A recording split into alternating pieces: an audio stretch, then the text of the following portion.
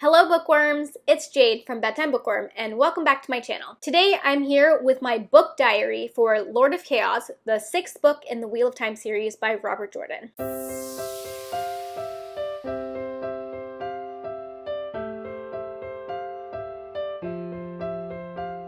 This is the second book diary that I have done for the Wheel of Time series. The first one was for the prior book, The Fires of Heaven. I'll link that for you in case you're interested in checking it out. But basically, what I'm doing with this book diary is that I split the book into quarters, and after each quarter of the book, I sit down and I go over some of the most important plot points that happened in that section of the book and my thoughts on those things that happened. So there's a couple ways to watch this video. First, you can just watch it straight through if you have already read the book. If you haven't read Lord of Chaos yet, then I recommend checking out my non-spoiler review of the book and then coming back to this either as you're reading it or after you've read it. Secondly, you can read a section of the book and watch my book diary for that section of the book and kind of read and watch as you go along. Or if you just need a refresher on some of the things that happened in this book, you can definitely use this video in that way as well. Although I do want to caution you that I don't touch on every single detail that happens because there's just so much stuff that happens in so many details in this book and in any book in the series that I can't possibly go over every single thing. If you're interested in reading some more detailed written summaries, you can always check out this website called library.tarvalon.net. The chapter summaries for each book on that website are spoiler-free, although most of the website outside of the chapter summaries is not spoiler-free, so tread carefully, my friends. As usual, I will have timestamps down in the description box so that you can jump to each section of the video that you're interested in watching, and I'll also list what chapters are covered in each section so that you can make sure you stay within the parts of the book that you have already read. So if you want to hear my spoilery thoughts on Lord of Chaos, then stay tuned. Hello bookworms! I am here to give you my spoilery thoughts on things that happened in the first section of Lord of Chaos, and this is going to cover the prologue through chapter 8. Today is actually the 22nd of June, so I'm quite a bit further behind on my reading of this book than I would have liked to be, but as you can see, I'm currently in the car. We're on our way out of town right now because I have a family wedding to go to, and I'm hoping to get a lot of this book read while we're on this trip. So I don't know about you guys, but this prologue was insanely long. It was like Robert Jordan was trying to introduce all of the many threads that he was picking back up all in one prologue. I think the most interesting thing from this section was the point of view from Gawain when he's with the younglings and the Aes Sedai who have been sent from the tower to meet with Rand, and they are meeting with the Shido Wise Ones. While I don't think we quite understand everything that's going on in this section, I think we know enough to know that it's not good. I also really enjoyed seeing Morgase a little bit. Like I have mentioned, she's one of my favorite characters, and she's currently in Amador, and the Lord Captain Commander of the White Cloaks is meeting with her. We also have a scene with the Forsaken where Demandred is passing on the Dark Lord's message to Masana, Semarog, and Greyandal, which is to let the Lord of Chaos rule, which obviously fits really well with the title of the book. We also get an introduction to Osengar and Arengar, and we don't understand who they are or what they're doing, but they are introduced in the prologue. Chapter 1 starts with Rand, and he is surrounded by a bunch of nobles who were supporting Gabriel, but now are at least pretending to support him. And Bashir is there as well, and Taim shows up. So Bashir agrees not to kill Taim as long as he stays out of Saldea, and Taim basically tells Rand that they should partner up, and Rand is like, no, we're not going to be partners, you're going to work for me. Taim then drops to his knees and swears fealty to him, so that worked. What Rand wanted Taim for was to find other men who could channel and teach them how to channel. So he takes Taim to the farm where these men have been gathering. Taim actually does know how to test men who could channel. Apparently he's done it before. So he starts to test them, and the first one that he tests actually can learn how to channel. Rand picks up the test pretty quickly and says, okay, Taim, like, go ahead and test everybody else here and start training them. I want them to use the power for everything and to learn as fast as they can, but also warns him, be wary of anyone who learns too quickly because they might be a Forsaken in disguise. Oh, and interestingly, Taim brings a seal to the Dark One's prison to Rand when he comes to him, but we don't get any information about where he got that seal. But it's not broken, which is a good thing. After dropping off Taim at the farm, Rand travels to Tyr, where his army is at, and he meets with the Cairhienin, Tyrion, and Aiel leaders that he's left there in charge. He learns that there's been a rebellion that Lord Darlin has started, and a few people have started to gather on his side. Of course, everybody is arguing about who should go and put down the rebellion, and Rand basically says, guys, we have more important things to worry about than this right now. We get a chapter with Matt, and he is in... Sorry, all these names and then somebody's named Matt. Yeah, but it is one T, M-A-T. So it's different. Alright, well at least that's fucked up. So then we get a chapter with Matt. He is in a town called Marone? I don't know. They are gambling and dancing. He meets a really pretty barmaid that he dances with all night named Betsy. I really thought Betsy was like gonna try to kill him, but that didn't happen. Oh, but this is a chapter where we meet Oliver. So as Matt is leaving, he runs into two hunters of the horn that are like threatening this little boy, and Matt comes to the rescue and saves him, finds out that Oliver's family is dead, and kind of takes him in. And Oliver is like one of my favorite characters. He's just adorable and so sweet, and I'm really excited that he has joined the story at this point. Oh, and we learned that Roadhouse! And then we learn that Matt and the Hand are to start moving south at sunrise. Then we get a chapter with the Forsaken. We have Samael, who visits Grandal, who is apparently in Araddoman. And I listened to these on audiobook. You'd think I would like remember how to say these words. Who is apparently in Arad-Daman, and she even has some of the king's immediate family members as her servants. So apparently she has placed herself well in this country. Grendel tells Samael that Semirog missed their last meeting between her, Demandred, and Masana. None of them know why. They don't know where she is. Then we get a point of view from Semirog. Although we don't know where exactly she is, we find out that she has been tasked with getting information out of this Aes Sedai and her warder. The Murdril, who seems to be more than a Murdril, named Shaidar Hanan, is there, monitoring her. Semirog accidentally kills the warder by stimulating his pleasure parts of his brain too much. Once he dies, the Aes Sedai is just like putty in her hands, basically. And then the next chapter was one of my favorites. It takes place entirely in Teleron Riyadh, but basically Elaine and Nynaeve are there to teach many of the Aes Sedai in Salidar how to navigate around Teleron Riyadh, and they're looking for clues. So Elaine has basically been able to make a few copies of the Ring Terengrial, and none of them are quite as strong as the original, but people are able to enter Teleron Riyadh with them. So a lot of the Aes Sedai in Salidar are in Teleron Riyadh trying to get clues into what Eleda is doing. So they go to the tower and are like looking through all of her paperwork and stuff, and a few of these Aes Sedai get sucked into a nightmare that's full of Trollocs trying to kill them. Elaine and Swan find them when they go to investigate the screaming, and the only way they can figure out how to free the Aes Sedai from the dream is actually to join the nightmare,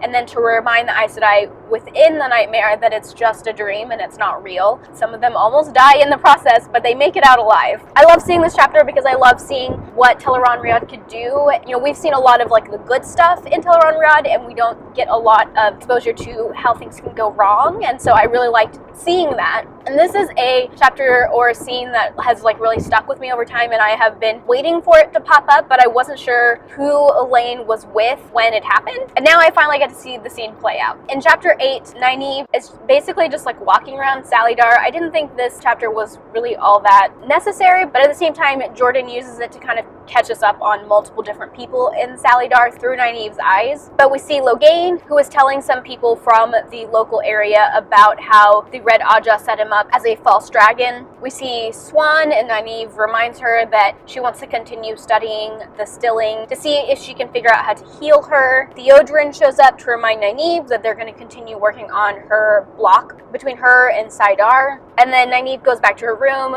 and Mo Gideon is teaching her how to detect a man's channeling. Let me say that in the last audiobook, the narrators were pronouncing Mo Gideon's name as Mogadine, and so I started saying that because I thought that was the right way to say it, but in this book, they're saying that it's Mo Gideon. So now I'm going to try to say Mo Gideon. I tried to look in the back of the book that I have with me right now, and I can't find her name in there to see what the pronunciation is. So, I mean, you guys are just gonna have to get used to me butchering these names, I feel like. Because if the narrators can't even decide how it's supposed to be said, I don't know how I'm gonna remember how to say them either. Anyways, so she's with Mogideon, but then Elaine bursts in and lets them know that a emissary from the White Tower and Aleida has arrived in Salidar. Okay, so those are all of the things that happened in this section of the book and my thoughts on them. I will check in with you guys once I have finished the next section. Bye. Hello Bookworms! So it is the 26th and I'm here to tell you all my thoughts on this second section of Lord of Chaos, which this is covering chapters 9 through chapter 23. In chapter 9 we open with Pedronile. He is receiving news from all over the world, which that's actually what I have noticed a lot, is that there's a lot of catching people up with things that are happening in other parts of the world and the readers understanding how people know what they know, which I think is important because we don't want characters to know things that they shouldn't know or not understand how they know things, because then that creates like plot holes. But at the same time, it can also be a little repetitive. And we see that Morgase is still with Pedronile and that she is trying to buy time. Pedronile is trying to get her to sign a contract with him. She also has recently learned that Galad is now a White Cloak. Galad isn't actually her son. Galad is her husband's... What is his name? Because Galad is actually the son of Taurengale and Tigraine, not sure how to say her name. So he's not actually related to Morgase at all, but I think she helped raise him from when he was a young child, and he is the half-brother of Elaine and Gawain. Oh, and then chapter 10 was a really interesting chapter. This is something important plot-wise that happens in this section. Rand learns that there are some Aes Sedai in Caemlyn, and he goes to find out who it is, and when he walks into the inn, he actually finds a group of girls that he knew when he was growing up from the Two Rivers, and it's because it's Alana and Baron who were in the Two Rivers and are now on their way to the tower, but they have also just found out about the breaking of the tower and they're not really sure where they're going to go at this point. Alana tells him, "I'm not going to hurt you," and then she bonds him, which I think was a big shock to everybody. So she bonds him, which obviously freaks Rand out. So Rand runs away, basically makes a gateway and goes to visit the school where Taim is, and he tells Taim, "Hey, no more trips to the city. There's Aes Sedai in the city. I don't want anyone to get caught or to do something crazy because they see an Aes Sedai." Then in chapter 12, we jump over to Elaine and Nynaeve. Salidar has just received a emissary from Aleida and the tower. Elaine is trying to eavesdrop on their meeting using some weaves that Mogideon has shown them, but it doesn't work. And so later, Nynaeve actually physically goes, because the space where the Hall of the Tower is warded using the power, but there's nobody actually standing guard physically. So she physically goes and listens in a little bit and hears the Hall of the Tower asking the emissary for more time for their decision, although she doesn't know exactly what the question was, and that they are waiting on the biddable child. And the next chapter, Theodorin is working with Nynaeve to try and break her block. So Nynaeve is blocked from channeling the power whenever she wants. She can only channel when she's angry. She's been able to make this work for her. She knows how to make herself angry by thinking things that make her angry. This is a big obstacle when it comes to being an Aes Sedai. You can't be an Aes Sedai if you can't channel whenever you want to. So Theodorin, who was also a Wilder and had her own block at one point, is trying to help Nynaeve break through her block, and she does all kinds of things like making her stay up all night, throwing water on her, getting her drunk, which none of it has worked so far. That night, Nynaeve and Elaine go into Teleron Riyadh and decide to use the trick of using their need to find an object, which is something that they've done before. They use that to find what the Black Aja were after in a previous book. They just focus on what they need, and Telerion will shift around them and take them closer and closer to the thing that they need. And it takes them to Ibudar. Is that how you say that city? Ibudar? Ibudar? And it doesn't say.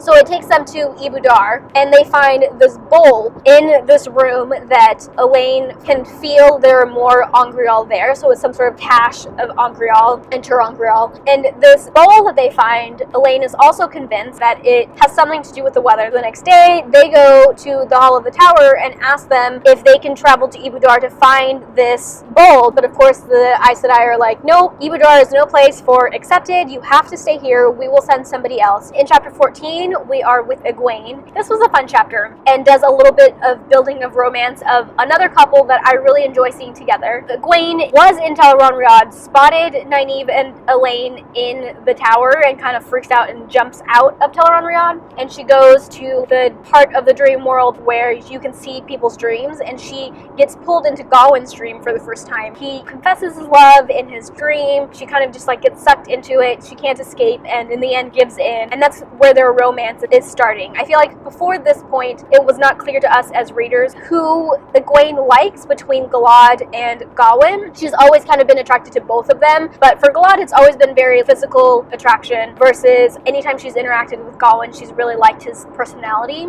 This chapter kind of sets that in stone as far as what direction she's going to go. She apparently really likes Gawain and he really likes her. In this chapter also we see a little bit of Salidar. There has been a bubble of evil. This is the first time that we get to see Aes Sedai linking up together and making circle. Well, I guess we did see them link up together when they were healing Matt, but this is obviously in a little bit of a different setting. It is the first time that we've seen one of our characters be in a link and understand what that feels like. Another thing that I think is funny in this section, and it's come up in a few different chapters, but basically Elaine and Nynaeve are learning things from Moghedien and are telling at least some of those secrets to the other Aes Sedai and Salidar, but of course they can't say where it's coming from, so they're taking it on as their own discoveries. I am surprised that they're not being questioned more about it, like how they're making these discoveries, that people haven't been able to learn how to do these things in so long. Also, then Nynaeve gets really self-conscious because obviously she has this block to Saidar. People are starting to question a little bit how she's able to make all these discoveries when she can't even access Saidar unless she's really angry.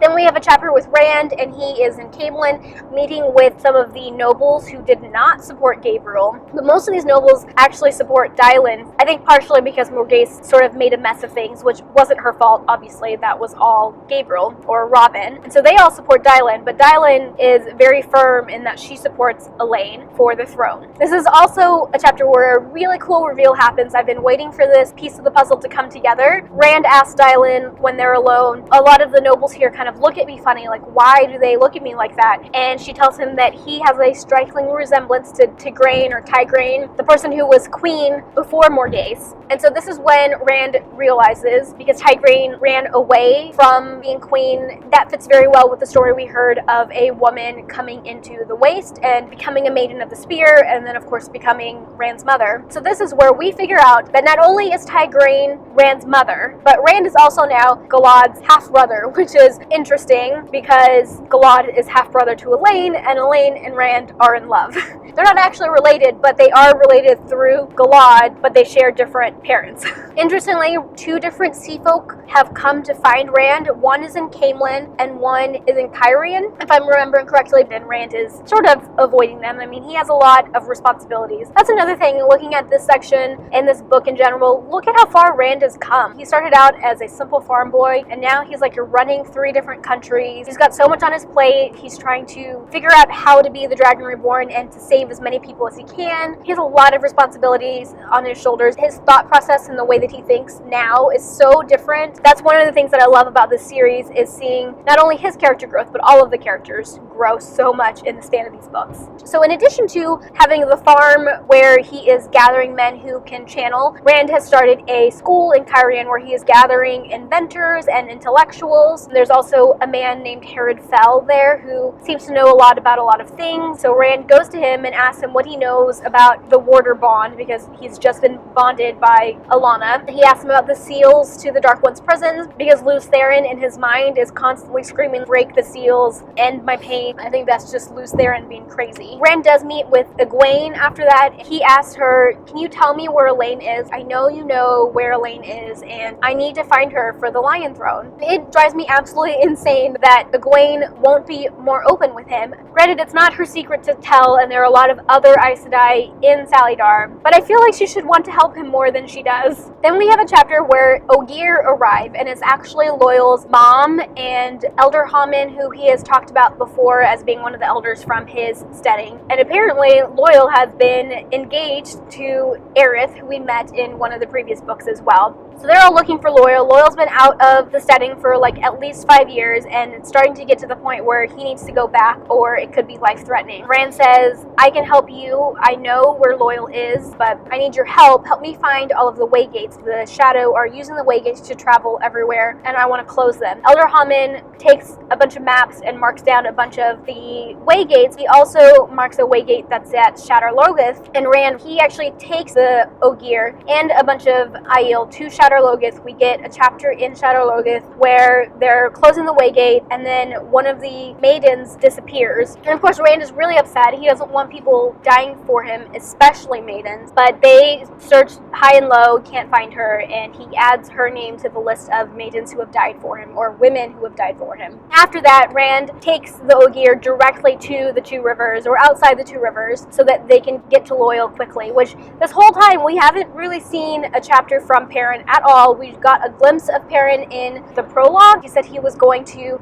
leave the Two Rivers to go to Rand because he feels that Rand needs him. So like, what's happening? I want to know what's happening there. Then we get a chapter with Matt. Some Aiel show up directly in the middle of the camp, right by his tent. They're obviously there to kill Matt, but Matt's not in his tent at the time because he's so darn lucky. The Aiel are killed. After Matt looks around his tent, he figures out that the Aiel were brought there by traveling or some sort of gateway. So obviously someone used the power to bring them there. We don't know who it is. My best guess is that it was one of the Forsaken. It was probably Samael, right? But where did he find the Aiel? Were they Shido? They were obviously dark friends. I guess I can't say obviously because I asked that like it was a question. But someone with access to the power and making gateways took 10 Aiel to kill Matt, and they failed. And then the last chapter in the section is with the Forsaken. I gotta say, the first time I read through this part of the series, I had a really hard time keeping track of all the Forsaken. There was just so many of them, and I had a hard time keeping track of their personalities and their motives. So I'm feeling a lot better about that this time. So we have Greyandal. She visits Samael, and they're basically trying to out-bluff each other. Samael claims to have found a stasis box that contained a bunch of Angreal. He also says that Rand has agreed to a truce with him so that they would not attack each other until the very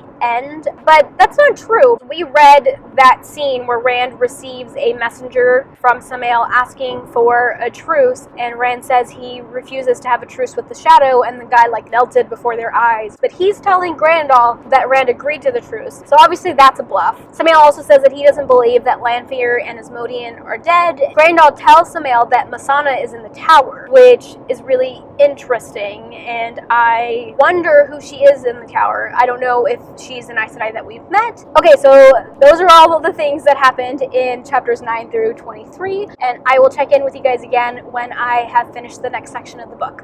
Bye. Hey bookworms!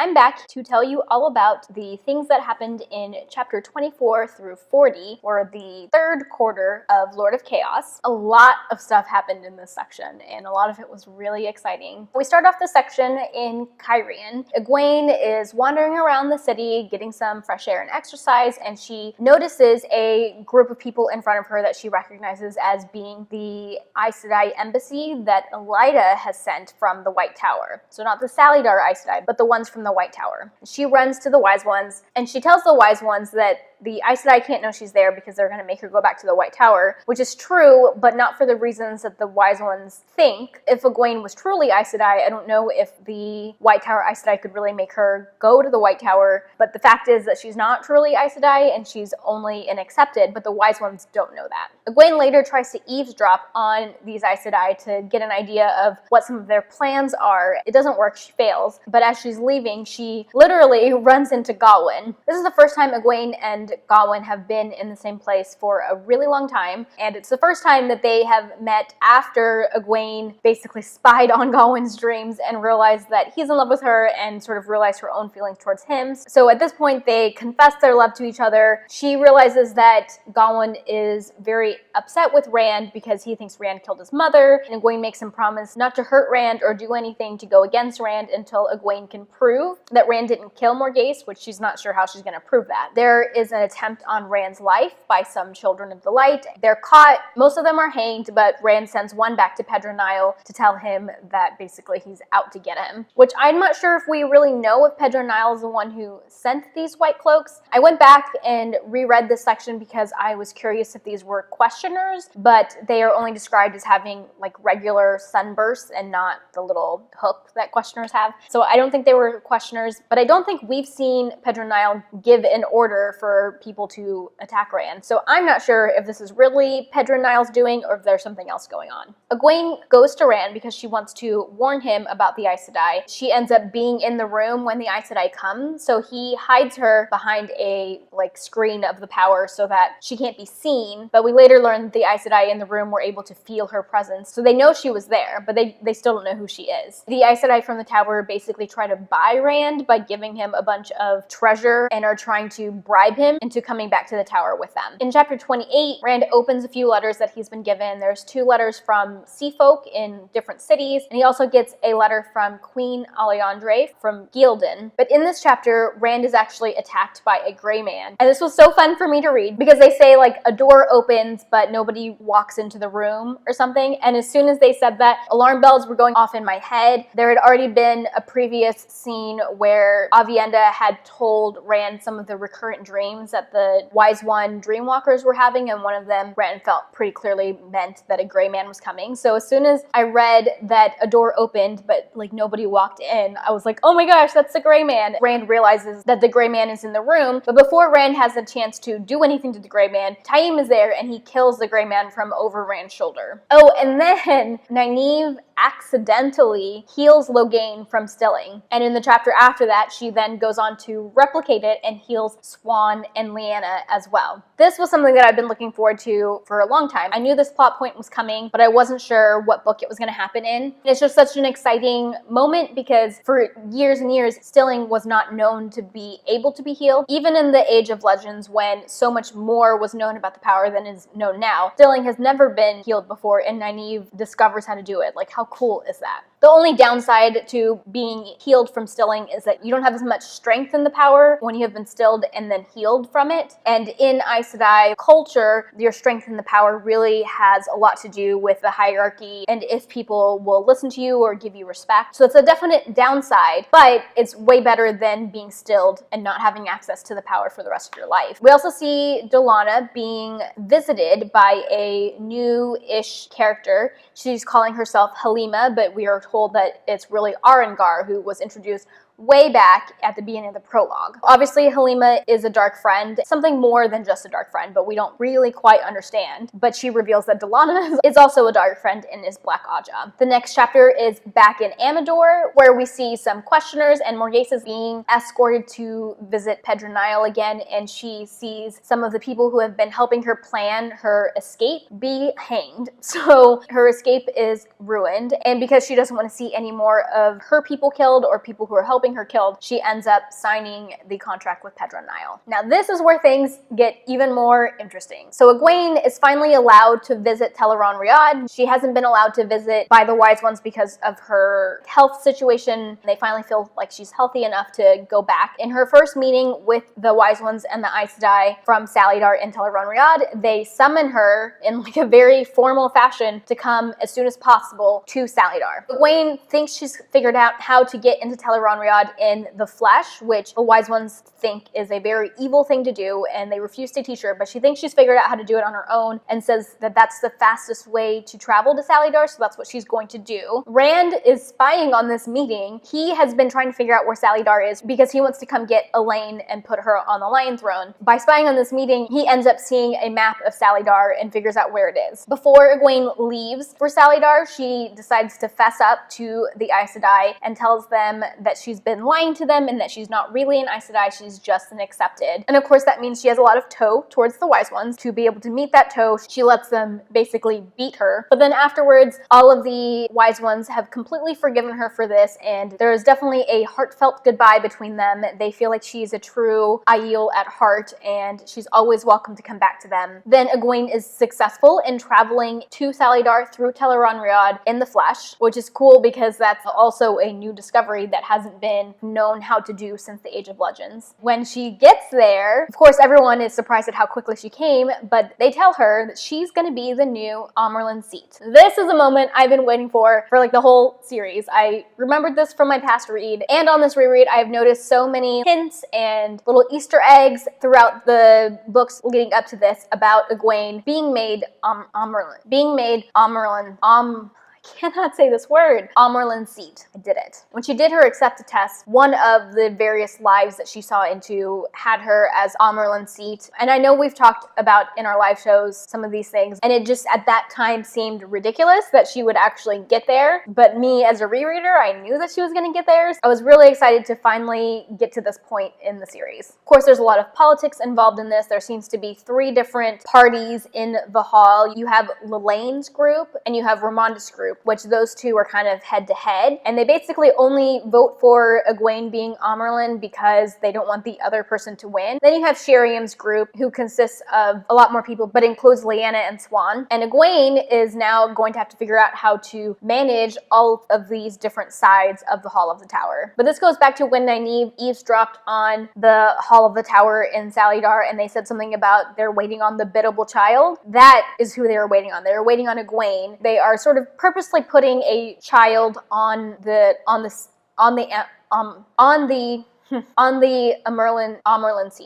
Amerlin seat because they think that they can control her, which they are quickly learning is not as easy as they think. And then after Egwene is officially raised, she of course asks to meet with Nynaeve and Elaine. Because Egwene hasn't been able to visit Tel'aran'rhiod, it's been kind of a long time since they've been able to talk alone. Nynaeve and Elaine tell Egwene about Mogadine and how they have captured her and how that is where a lot of their discoveries are coming from, except for Elaine's Terangrial making and Nynaeve's healing of Stilling. Egwene kind of takes over wearing the bracelet and being in control of Moghedien. Egwene tells Elaine that Rand has been looking for her because he wants to put her on the throne, and she has a reaction that I had forgotten and had not been expecting, in that she was upset that Rand just wanted to hand her the throne, which I guess I should have expected because this series has a lot of feminist vibes and it's all about women being in charge and having agency over their own choices. The idea that Rand has procured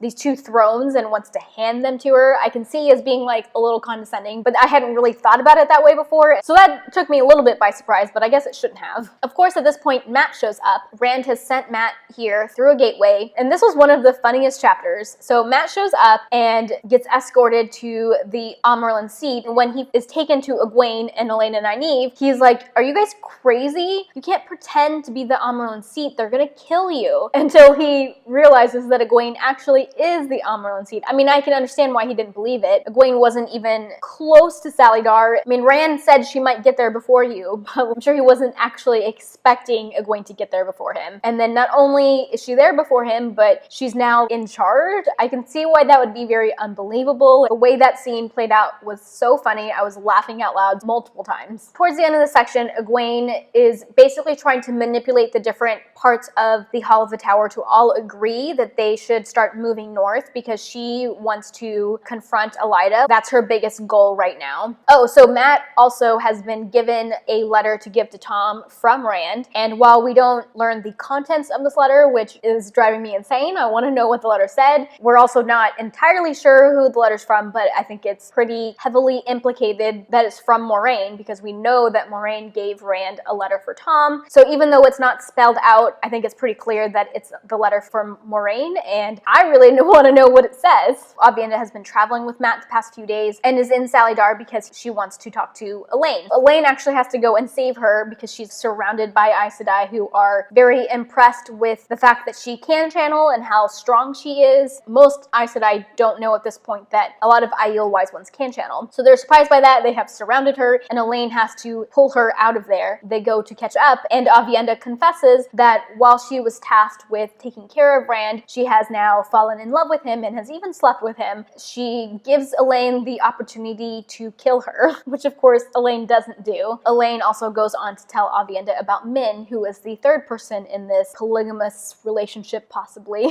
Okay, those are all of the many things that happened in chapters 24 through 40 of Lord of Chaos. At this point, I guess I will check in with you when I finish reading the rest of the book. Hello bookworms! So I'm back to talk to you about the very last section of Lord of Chaos. This is covering chapters 41 through 55 and the epilogue. Gosh, so much stuff happens in this section. It was jam-packed with action and plot twists and all kinds of craziness, and I'm really excited to unpack this with you guys. We start this section with Min and the Aes Sedai that have been sent from Salidar arriving in Caemlyn. Min immediately goes to see Rand, and he is super excited to see her because it's been quite a long time since they've been in the same place. She's the one to let him know that the Salidar Aes Sedai have arrived. Then Rand takes a trip to the Black Tower. There are definitely a lot more students than he was anticipating, and a lot more of them have progressed really far with channeling. Rand has had these little pins made, so he has had a silver sword pin made and also a golden dragon pin. Rand explains that once you join the Black Tower, you're just a soldier without any pins, which is like the equivalent of a novice at the White Tower. Once you progress a little bit, you get the silver sword.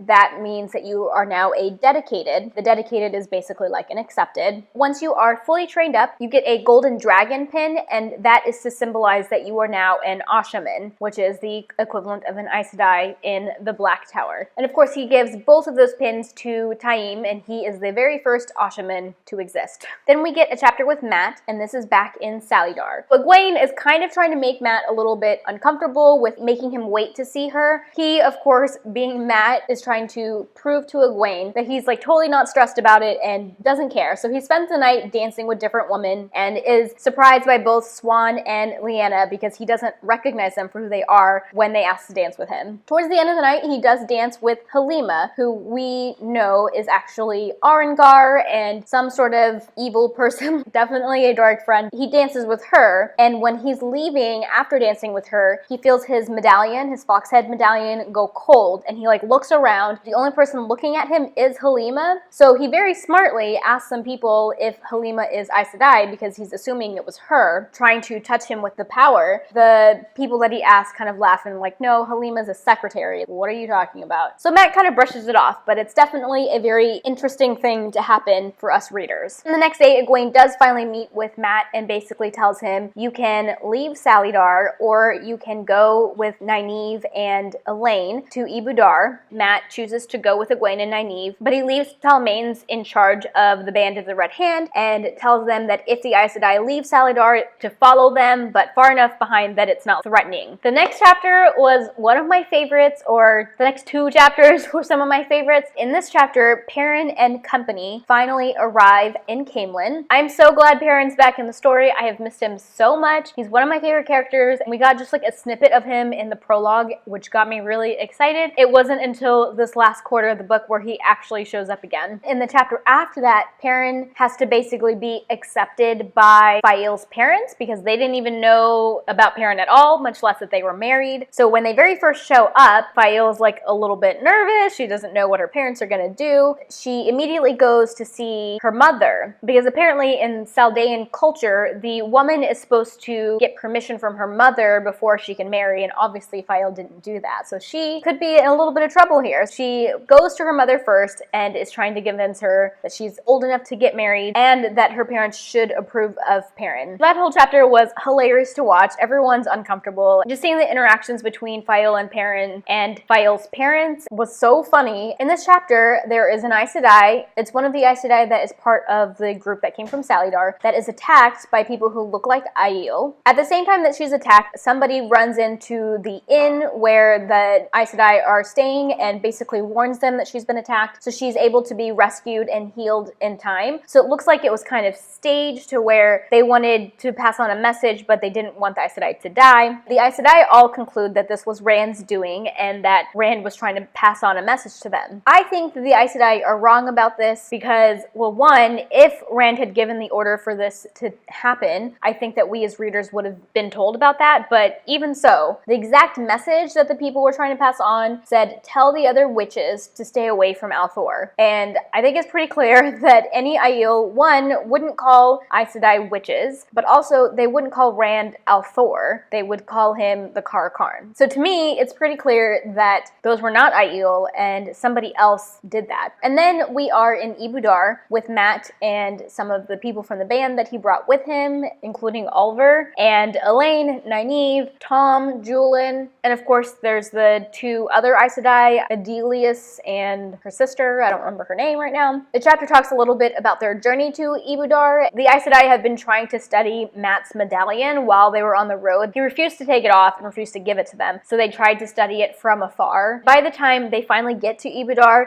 the Aes Sedai have basically figured out that anytime weaves of the power touch Mat at all, they just disappear, but that doesn't stop them from being able to pick things up with the power and to throw them at Mat. As soon as they get to the city, Mat feels those dice spinning in his head, and so he purposely chooses not to stay in the palace where Elaine and Nynaeve and some of the other people are going. Instead, he randomly chooses an inn to stay at, trusting his luck. The next chapter is back with Rand. At the beginning of it, there is a really funny snippet where Rand tells Loyal that his mom, Elder Hammond, and Aerith were in Caemlyn looking for him, and that he apparently has been engaged to Aerith, and that Rand took them to the Two Rivers because he thought that's where Loyal was. Loyal at first gets really nervous and is upset that they're looking for him until he remembers who Aerith is because he did meet her previously, and then all he can talk about is how pretty Aerith is. So that was the funny moment. Rand has a meeting with the Saladar Aes Sedai. They tried to impress him using some tricks of the power, and he totally surprises them and cuts through those weaves and puts them in their place. But then later, a couple Aes Sedai show up who were not supposed to be in Caemlyn. Min realizes that with Baron and Alana, and then these extra Aes Sedai, and the sisters that came from Saladar, that all adds up to 13. So she kind of freaks out, and she goes to tell Rand that there are now actually 13 Aes Sedai here. Rand also freaks out, packs up his stuff.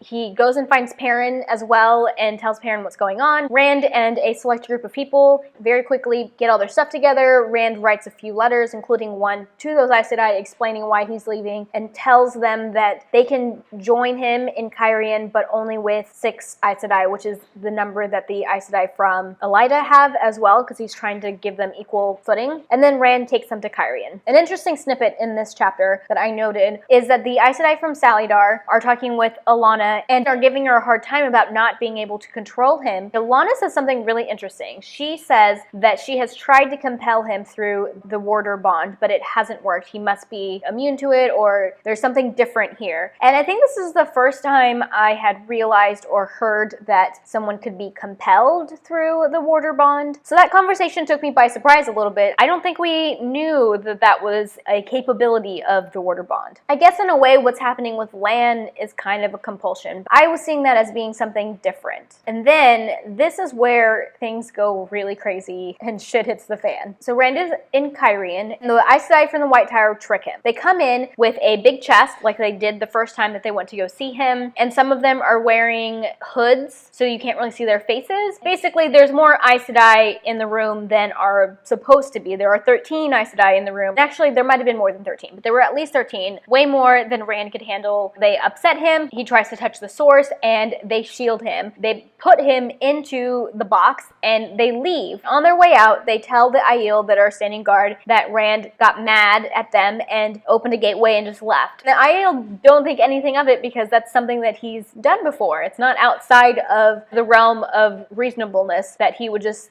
get up and leave without telling anybody. In the next chapter, we're with Egwene, Nynaeve, and Birgitta and Aviendha, and they are all looking for this bowl, but they can't find it. They've been sneaking out of the palace in disguise, which really frustrates Mat because he wants to go with them to help them find it because he thinks that it's dangerous, and it is. And then we see Egwene have a conversation with Logain, telling him that the Hall of the Tower are going to decide his fate in a few days. Logain gets a little upset because he feels like he's been doing everything that the Aes Sedai had asked for. He thought they were on the same team, but then we learned that Egwene feels bad because she thinks that the Hall probably will want to cut him off from the power. Egwene and Swan orchestrate Logain's escape. They drug his guards so he can get away. Also, we see a little snippet from Lan, which we haven't seen Lan since Moraine went through the red doorway when she killed Lanfear. We learned who his bond has been transferred over to, and that is Myrelle, who we have seen. She is one of the Green Sisters that's in Saladar. Lan finally reaches her, so presumably Lan is going to be showing up in Saladar soon. In the next chapter, Verlaine figures out that Rand actually has been kidnapped. She finds his sword and knows that he would never go anywhere without his sword. Perrin and the Aiel and the Wise Ones make a plan to rescue him. Then we get a point of view from Rand. He's been kept in this box for a long time. He has already tried to escape a few times, and in one of those attempts he killed one of the warders of the Aes Sedai, and that Aes Sedai is obviously really upset with Rand. We see a scene where she beats him. We get a point of view from Galena, who is basically the leader of this group that Elaida sent, and she's also Black Aja. From her point of view, we learned that she's going to use the Shido Wise Ones. She's convinced them to attack Gawain and his younglings because she wants to kill them and get rid of them before she goes back to the White Tower. We learn that Savannah is determined to marry Rand. She throws away a small stone cube that she says was given to her by a random wetlander. It's a very suspicious cube because it's come up a few times. What I think it is some sort of terangrial. I know they've mentioned stasis box a few times, and at some point I thought maybe that's what it was, but a stasis box seems more like something that you put things in and not necessarily people, so I'm not really sure. But it does seem to be some sort of powerful object that she could have used against Rand, but she has decided that she doesn't want to use it against him. She wants to marry him instead. Also, it's very likely that it was one of the Forsaken who gave her that box to begin with. At the end of this chapter, the Shido Wise Ones turn on one of their own Wise Ones and they kill her with the power, but we don't really know why or like what's going on there. In the next chapter, we are in Perrin's point of view, and he has been in communication with the wolves, trying to find Rand faster. The wolves tell him, you need to come right now, something's going down, there's a bunch of people here. And then the next chapter is Dumai's Wells, which is probably a super famous chapter within the fandom of the Wheel of Time. This is one of the most brutal battles, definitely so far in the series at least. We see points of view from lots of different people. Perrin and the Aiel have surrounded the Aes Sedai. Interestingly, we see a little bit from Gawain, and he says that he's kind of been trying to lie low because he's determined to keep his promise to Egwene that he won't hurt Rand, but he also refuses to help him. While this battle is taking place, the Aes Sedai who have shielded Rand are tying off their flows. Previously, Rand hasn't been able to break out of the shield that they put on him because all of the Aes Sedai who were shielding him were not tying off the flows. They were like actively maintaining them. But as soon as they start tying off the flows, which they are doing because they're being attacked by people, then he's able to start picking away at those knots and unraveling the shield. Finally, he does break out. He does kill some of the Aes Sedai or still some of them in the process of breaking out. At the same time, Taim and a bunch of Ashaman show up and save the day. So once Rand breaks free, he drops a dome of air over his little area. While he probably could have found a little less of a bloody way to end this battle, Rand is really upset with the Aes Sedai and the Shido for the things that have happened to him, and he orders Taim to use the Ashaman as the weapons that they were created to be. So the Ashaman then start to blow these people up, one ring of humans at a time. They're all around the dome, and they start blowing them up row by row. Then Rand turns to the 9 Aes Sedai that are there with him at Dumai's Wells and orders them to swear fealty to him. Then we get an epilogue with lots of really interesting tidbits. So the first thing that I'm going to talk about is Herod Fell, who was the scholar at the Kyrian school that Rand was asking all kinds of questions to. He is killed by something called a golem, and he's found with his body pieces like ripped apart basically. I think this is the first time we've been introduced to the golem. I mean, I have heard of golems in other types of books, but I don't know exactly what it means in this series yet. And then we see Mogadine, who is freed by Halima/Arengar. Mogadine is summoned to Shaiol Ghul. When Mogadine is freed, Egwene felt a sharp stab of pain, and she knows that you feel that when a man who can channel touches an Idom. Egwene suspects that it was Logain because it was right after she freed him. She wondered if somehow Logain knew who she was and came back to free him, but we know that it was Halima/Arengar who took the necklace off. So now we know without a doubt that Arengar somehow can channel Saidin, even though she seems to be a woman. It's been hinted at before this point, and I have suspected it, but I think this is the first time where I feel like we can be pretty sure that that's what's going on here. And then the book ends with a quick scene from Demandred, who has been also summoned to Shaiol Ghul, and he says, "Have I not done well, great lord?" Which implies that a lot of what happened at Dumai's Wells was his doing. And that, my friends, is the end of Lord of Chaos.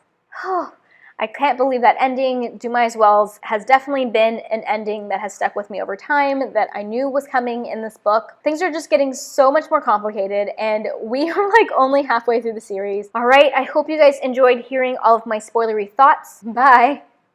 Okay guys, so that was my book diary for Lord of Chaos. If you guys have any feedback on this type of video, it's still a very new thing for me, so definitely leave me any thoughts you have down in the comment section. If you like this video, be sure to give it a thumbs up and subscribe to my channel if you like bookish content. I post 1 to 2 times a week. If you're into the Wheel of Time, definitely stick around because I have a lot of Wheel of Time content coming up on my channel for the rest of this year because of the Wheel of Time read-along that I am co-hosting with Roya from Unicorn Hunter Books. Alright, that is all I have for now. Thank you so much for watching, and until next time, bookworms, keep reading.